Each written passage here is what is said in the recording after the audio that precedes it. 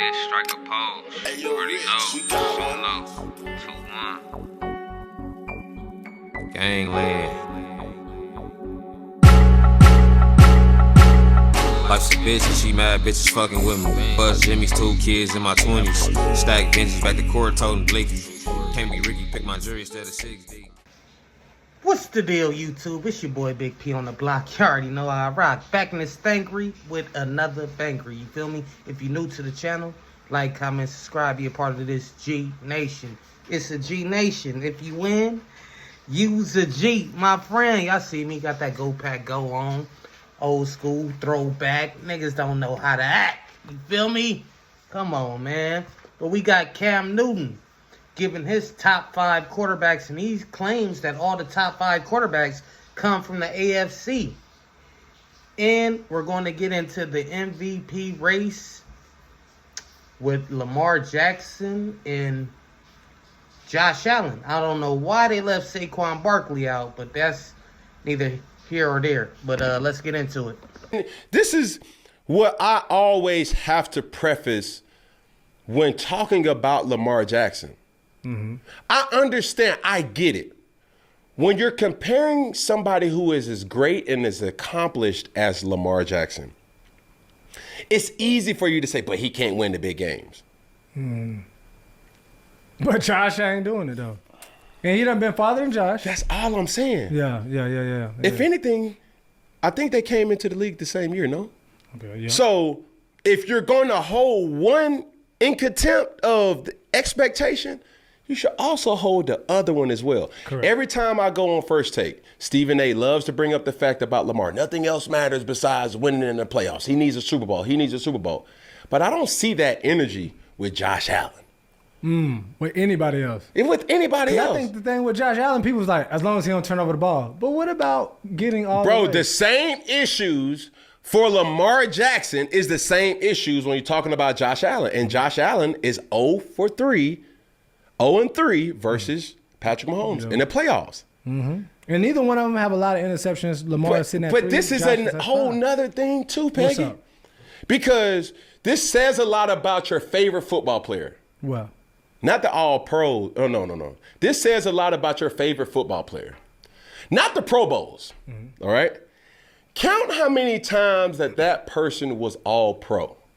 It will shock you. Your favorite football player may not have ever been an all-pro. Why? My point is this. They are in a situation where it only can be one to represent the AFC. Is it going to be Lamar? Is it going to be Josh? Is it going to be Patrick? Or is it going to be Joe?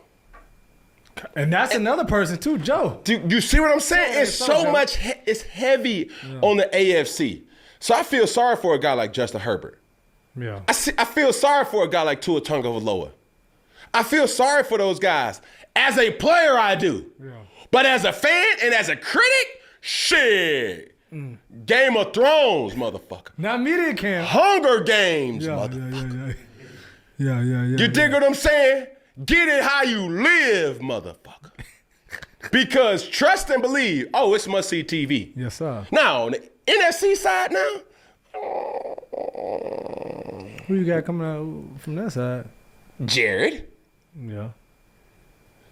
But it's drinking and driving will change your whole. Consider what would happen if you got pulled over after a night of drinking, like the legal fees or the time in court, or a DUI on your record.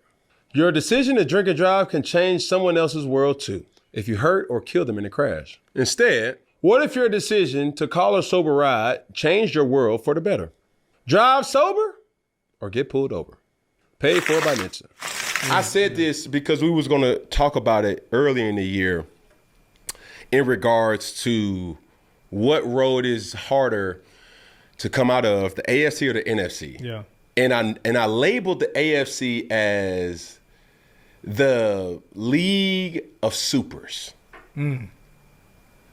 And the NFC, the League of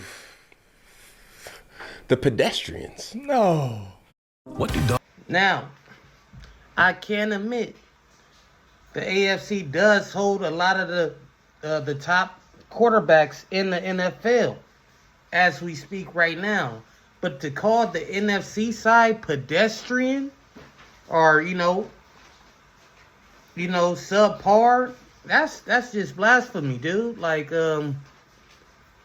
let's go down the list, man. Since, let's just say, in the last 5 or 6 years, we had the 2-time reigning MVP, Aaron Rodgers. Matthew Stafford won a Super Bowl over Joe Burrow. Yes, he did that.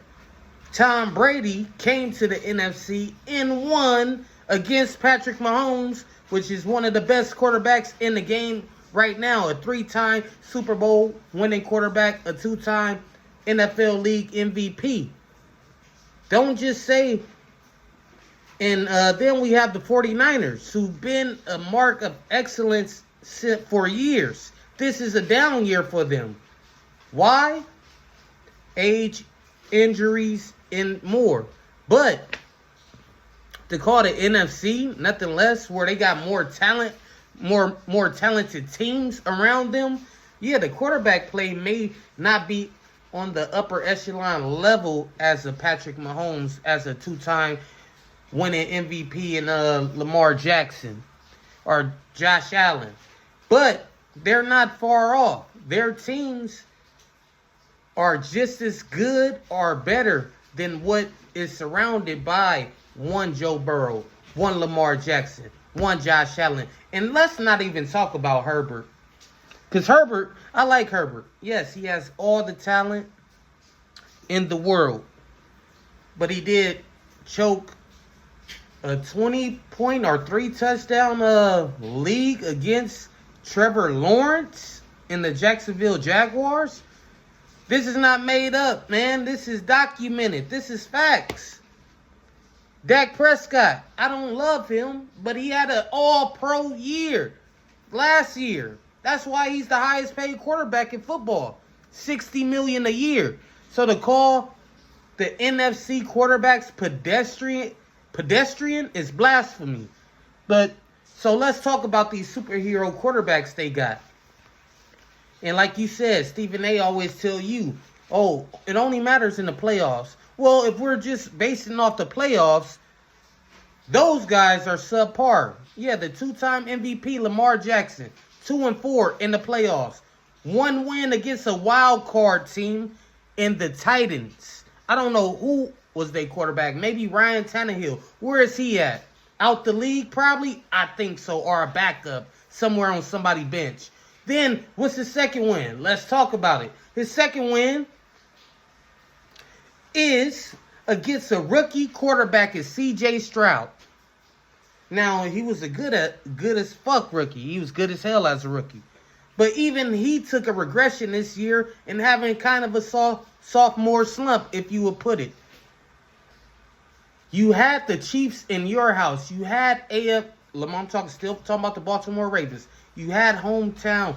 They had to come on the road. You had the best defense in the NFL at that point in time. And you could not get it done. All you needed to do was manage to score 2 touchdowns. You couldn't put it up. Now, the Chiefs did have a good defense as well. But that was their most vulnerable they will ever be.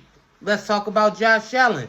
His playoff record is better than Lamar Jackson. But he never won league MVP. He's 5-5, which is 500 in the playoffs. 3 losses to Mahomes, which means he can't get over the hump.